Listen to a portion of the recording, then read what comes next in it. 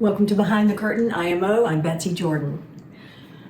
We were talking about Iran, and we were talking about this latest, not discovery, but information is coming out about how the Iranian threat to the Strait of Hormuz.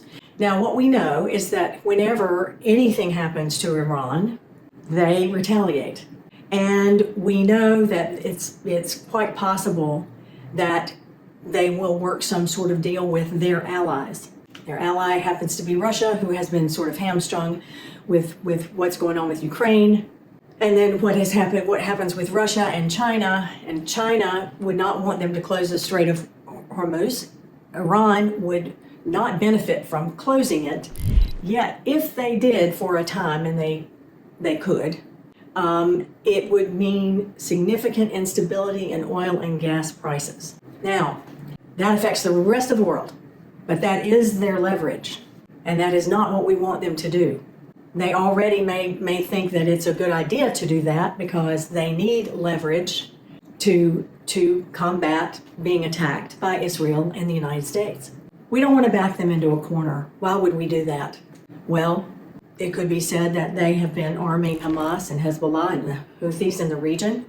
They have been funding those groups. And that has done significant damage in that area. But also there's this real dilemma that Israelis and Americans have with what has happened under Netanyahu's leadership. Because it's like he's gotten himself permission to bomb the heck out of the whole area. And now with our recent bombing in Iran, we are very solidly in their corner. There is a rumor that the uranium, which was enriched at 60%. Apparently you need 90%, but it takes years to get uranium enriched to 60% and months to months to enrich it from 60 to 90%. Now then it takes specific facilities and specific intelligence to be able to weaponize it, which we understand they do not have. Because we heard about the 60% enrichment, that caused the panic, I think. It's rumored that there were some Chinese cargo planes that disappeared off the radar going into Iran, possibly with supplies, possibly to remove some of the uranium and take it to China. Now, it's possible that China would do that because they don't want Iran to close the Strait of Hormuz. Now, none of this is done in a vacuum. I know there are people who want the United States to just be isolated, but it won't happen anymore. We are too dependent on each other. We're all very connected. We're connected as Americans to each other, and we're connected as Americans to the rest of the world. So there are no small measures here. So for our president to impulsively bomb Iran in the middle of the kind of tensions that are already present is unlike any other time. The blockade would raise oil if they blockaded the Strait of Hormuz, which they can do and which they have threatened to do. It will raise oil prices around the world. Now, we have a bigger problem than we normally would have with that. A protracted war also means that China, the focus is off China and onto Iran. And China, we know, is arming its naval fleet and threatening to take over Taiwan, which is also a United States presence in that part of the world and has been a deterrent. Meanwhile, Europe has felt alienated by the United States because we have been giving in to Russia and Russia's position in the war between them and Ukraine.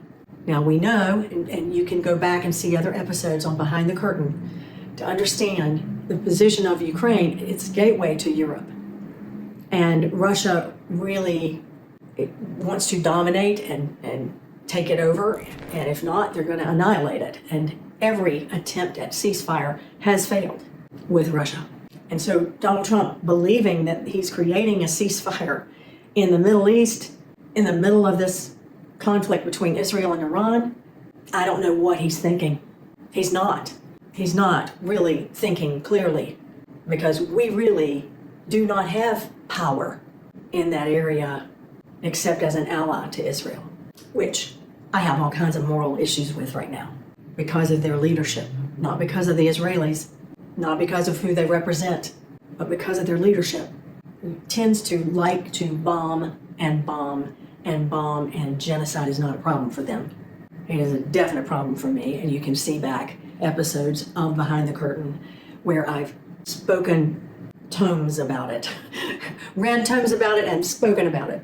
We have alienated Europe with tariffs, with our position with Ukraine, and now Europe is seeing China as a good economic partner because the United States is not seen as reliable because their tariffs on, their tariffs off. We're seeing that people are not buying our bonds because they don't believe we're going to pay them back. Well, why would they believe that?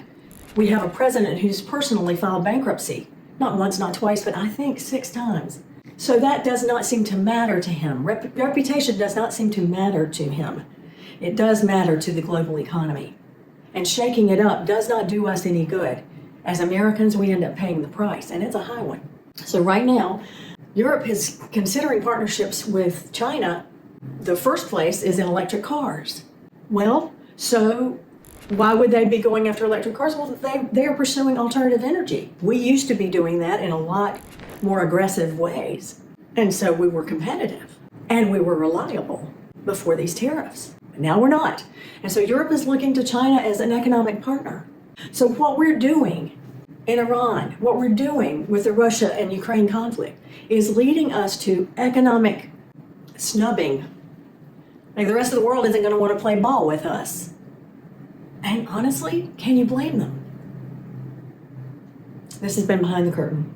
I am Mo. Thanks for being here.